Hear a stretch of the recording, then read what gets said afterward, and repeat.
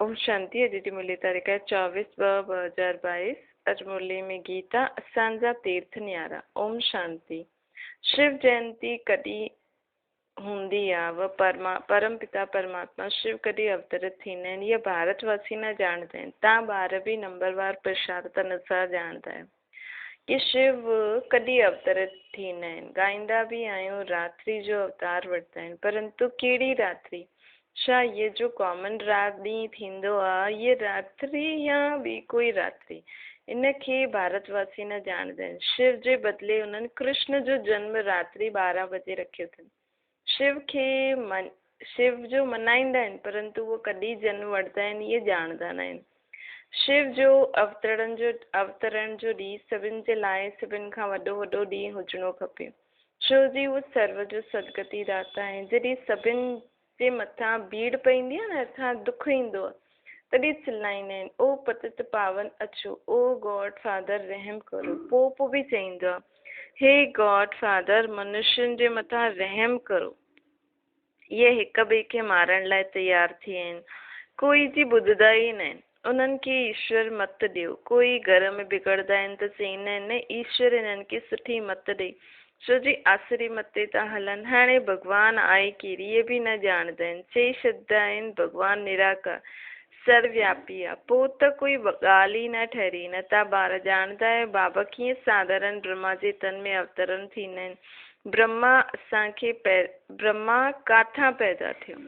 ब्रह्मा द्वारा असांखे बाबा पैदा कंदो आहे, अर्थात सम्झ ॾींदो आहे, सम्झ ॾेई करे नयो जीवन ठाहींदो आहे। ब्रह्मा काथां पैदा थियो इहे भारतवासी न ॼाणंदा आहिनि। दादा जो चित्र ॾिसी मुंझी वेंदा आहिनि। हाणे मनुष्य तन काथे मथां त न ईंदो न।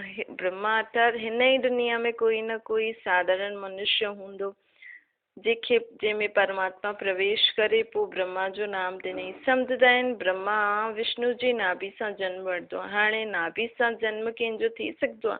विष्णु काथां जो रहण वारो, कंहिंजी बायोग्राफी त ॼाणंदा न आहिनि।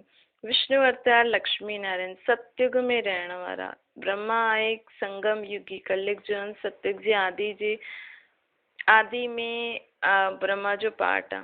पोइ कीअं नाभि सां निकिरंदो? छा ब्रह्मा द्वारा विष्णु सभु वेद शास्त्रनि जो सार ॿुधाई? ब्रह्मा खे हथ में वेद ॾेई छॾिया अथनि, इहे बि न ॼाणे सघंदा आहिनि। बाप सम्झाईंदा आहिनि हिकु त ॿार में देही अभिमानी थी करे हिते वेहणो। ॿारनि खे असां आत्मा आहियूं, परम पिता परमात्मा सां हिन कननि द्वारा ॿुधूं थियो, परंतु ॿार घड़ी घड़ी भुलिजी वेंदा आहिनि।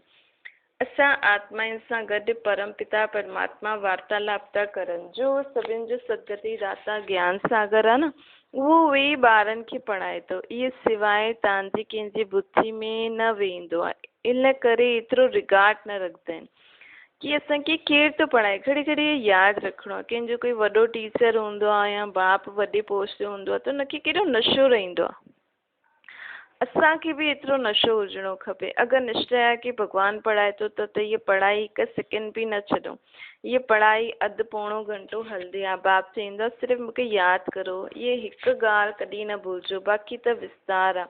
बाबा सम्झाईंदा आहिनि इहे जो वेद शास्त्र पढ़ंदा आहियूं, दान पुण्य कंदा आहियूं, इहे जो बि कंदा आया आहियूं न, इहे ड्रामो ठहियलु आहे। अधु समय ज्ञान, अधु समय भक्ति। ब्रह्मा जो ॾींहुं, ब्रह्मा जी राति, इहे कॉमन ॾींहुं राति त जानवर बि ॼाणंदा आहिनि, परंतु इहे ब्रह्मा जो ॾींहुं राति त वॾा वॾा विद्वान बि न ॼाणंदा आहिनि। तव्हां ॿारनि खे गृहस्थ व्यवहार में रहंदे, धंधो आदि कंदे पढ़णो बि ज़रूरु आहे। हिन में गफ़लत न करणी आहे। बाबा ॼाणंदा आहिनि फलाने गफ़लत कंदा आहिनि, रेगुलर पढ़ंदा न आहिनि त नापास थी विया, उहो कम पद पाईंदा। शुद्धि विनाशी धन जा लोभी आहिनि न, त अविनाशी ज्ञान रतननि जो क़दुरु न आहे। इहे त तव्हां ॿार ई ॼाणंदा आहियो। साथ में इहे अविनाशी रतन ई हलंदा न। जंहिं वटि ॾाढा पैसा इकट्ठा कया न, उन्हनि जे पिछाड़ी गवर्नमेंट बि पईंदी आहे। जीअं मनुष्य जो मौत ईंदो आहे न त पीला पइजी वेंदा आहिनि, उहे गवर्नमेंट जो ऑफिसर्स वठण लाइ गवर्नमेंट जा ऑफिसर्स अगरि घर पहुची वेंदा आहिनि न, या जिते बि पैसा छिपाए रखिया अथनि त माण्हू पीला पइजी वेंदा आहिनि। ॾिसो दुनिया जी हालत छा आहे, इहे सम्झाईंदा आहिनि। बाबा सम्झाइनि था ॿार समय ॾाढो थोरो आहे। इहो मृत्यु लोक जो, इन मृत्यु लोक खे नर्क चइबो आहे। चईंदा बि आहियूं असां पतित आहियूं, पोइ बि पंहिंजी मथे हलूं नथा, कॉन्फ्रेंस कंदा रहंदा आहिनि कि शांती कीअं थिए, धर्म वारा आपस में न लड़नि। हिकु क्रिश्चन धर्म वारा ई पंहिंजे धर्म वारनि सां लड़नि था। हाणे उन्हनि खे मनुष्य कीअं शांत करे, बिल्कुलु ई निधन ठही विया आहिनि। ऋषि मुनि बि चईंदा हुया न, असां रचता ऐं रचना जे आदि मध्य अंत खे न ॼाणदा आहियूं। बाप चईंदा आहिनि तव्हां पंहिंजे धनी खे न ॼाणदा आहियो, मालिक खे मञदा आहियो, ॼाणो बि त खपे। भगवान, ईश्वर, गॉड, ये सभु भिन्न भिन्न नाम रखल आहिनि। वास्तव में ये त फादर आहे न, असांजो रचयिता आहे, असां उन्हनि जा ॿार आहियूं। बाप, मां ऐं ॿार, असां त जीअं ईश्वर फैमिली थी वियासीं। माता पिता सां त ज़रूरु वरसो मिलणो खपे न, असां परम पिता परमात्मा जी फैमिली आहियूं। बाप खे सर्वव्यापी चई छॾियो त फैमिली न थी, मालिक रचिता जी असां फैमिली आहियूं। अॼु खां 5000 वर्ष पहिरियों बि बाबा बराबरि असांखे वरसो ॾिनो हुई, न सिर्फ़ु असांखे परंतु सभिनि खे ॾिनो हुई, जीव जंतु जानवरनि खे बि ॾिनो हुई। असांखे जीवन मुक्ति ॾिनी हुई, बाक़ी सभिनि खे मुक्ति। एतिरो सहज आहे न, इहे बि ख़ुशी जो पारो चढ़णो खपे। परंतु ओहो माया, ये तव्हां ॿुधे हा हा कंदा आहिनि, ॾाढो सुठो लॻंदा आहिनि, ॿाहिरि विया ॿाहिरि वञण सां माया अर्थात उतां जो दुनियावी कलयुगी वातावरण में सभु भुलिजी वेंदा आहिनि। लेकिन असांजो नशो पको हुजणो खपे। जीअं शराब जो पीना आहिनि, लेकिन जाते शराब पीना आहिनि ॿाहिरि वेंदा आहिनि त बि नशो क़ाइमु रहंदो आहे न। उअं ई असांजो बि बाबा जी ज्ञान जी ॻाल्हियूं असांखे ॿाहिरि बि यादि हुजणियूं खपनि। हिते जेको नशो चढ़े थो उहो ॿाहिरि बि चढ़ियल हुजे, तॾहिं असां माया खां बची सघंदा आहियूं। बाप खे भुलिजी वेंदा आहिनि। हाणे तव्हां बाप जा ठहिया आहियो, तव्हां ॼाणंदा आहियो शिव बाबा ब्रह्मा द्वारा असांखे एडॉप्ट कयो। हीअं न कि ब्रह्मा विष्णु जी नाभि सां निकिरंदो आहे, न, इहे चित्र रखिणो खपे। गांधी जी नाभि सां नेहरू, परंतु ब्रह्मा जी नाभि सां एतिरो वॾो विष्णु जी नाभि सां एतिरो वॾो ब्रह्मा कीअं निकिरंदो? सम्झण जी ॻाल्हि आहे न। हिन जो मतिलबु विष्णु अर्थात लक्ष्मी नारायण ही 84 जन्म वठी करे ब्रह्मा सरस्वती ठहींदा आहिनि। पोइ ब्रह्मा वेही करे नॉलेज ॿुधाए वेदनि जी, सो बि काथे ब्रह्मा न ॿुधाईंदो आहे। पोइ 84 जन्मनि खां पोइ जॾहिं उहा आत्मा ब्रह्मा जो पाठ वॼाइण जे स्टेज ते ईंदी आहे, तॾहिं परमात्मा हुनजो शरीर में अची करे असांखे ज्ञान ॿुधाईंदो आहे, सभु वेदनि शास्त्रनि जो सार। हाणे परमात्मा हिते अची करे ब्रह्मा जे तन में असांखे ज्ञान थो ॿुधाए, सूक्ष्म वतन में न, कुझु बि बुद्धि में सम्झ ई न आहे। जे बाप खां वरसो वठिणो आहे उहो त सभु ॻाल्हियूं सम्झाईंदो आहे, बाक़ी सभु चई छॾींदा आहिनि। पोइ जेके वठिणो हूंदो आहे न, जेके वठनि था उन्हनि खे त सच लॻंदियूं आहिनि जेकी बाबा ॻाल्हियूं ॿुधाइनि था। लेकिन कई माण्हुनि खे सभु कल्पना लॻंदो आहे। हाणे ॿार त मञंदा आहिनि बराबरि, बाबा सत्य थो ॿुधाए। तव्हां ब्राह्मणनि खे पोइ अची करे सभिनि खे जेको बि तव्हां ॿुधो था उहो सभिनि खे वञी करे सची गीता ॿुधाइणी आहे। सभु हिकु जहिड़ा न सम्झाए सघंदा आहिनि, हुन में बि नंबरवार आहिनि। छो जी हिते राजधानी थी थिए, सभु हिकु जहिड़ो पढ़ी न सघनि। धारणा करे पोइ हुन ते वीचार सां अगरि मंथन करिणो आहे, ॿुधो नोट करो, पोइ वेही करे ख़्यालु करो अॼु बाबा असांखे छा ॿुधाई। सवेरे उथी करे गौर करणो खपे। तव्हांखे सभिनि ते तरस पाइणो खपे। बाबा जो फरमान आहे पंहिंजी रचना स्त्री ॿारनि खे बि सम्झायो, पुरुष रचना रचंदो आहे पंहिंजे सुख जे लाइ। इहे बेहद जो बाप ख़ुदि सुख न भोगता आहिनि, चईंदा आहिनि ॿारनि जे लाइ सॼी महिनत कंदो आहे। जो जॾहिं धारणा थिए तॾहिं नशो चढ़े न। पोइ असांखे नशो चढ़े त वञी करे असां ॿियनि खे इंजेक्शन लॻायूं। बाबा मिसल रहम दिल ठाहिणो आहे, असुरी मत खे छॾिणो आहे। हाणे केतिरी भारी दुश्मनी आहे न राम ऐं रावण जी। इहे रावण राज्य आहे, उहो राम राज्य, परंतु मनुष्य कुझु बि न ॼाणंदा आहिनि कि पावन केरु ठाहींदो आहे, पतित केरु ठाहींदो आहे। बाप केतिरो सुठी रीति सम्झाए थो, सम्झाइण लाइ इहे चित्र ठाहिया आहिनि। वर्ल्ड जी हिस्ट्री जोग्राफी बाप सम्झाए थो, इन चित्रनि में ॾाढो सुठो लिखियलु आहे। हाणे तव्हां ॿार ॼाणंदा आहियो निराकार गॉड फादर सॼी वर्ल्ड जी रिलीजियो पॉलिटिकल हिस्ट्री जोग्राफी वेही करे ॿुधाइनि था।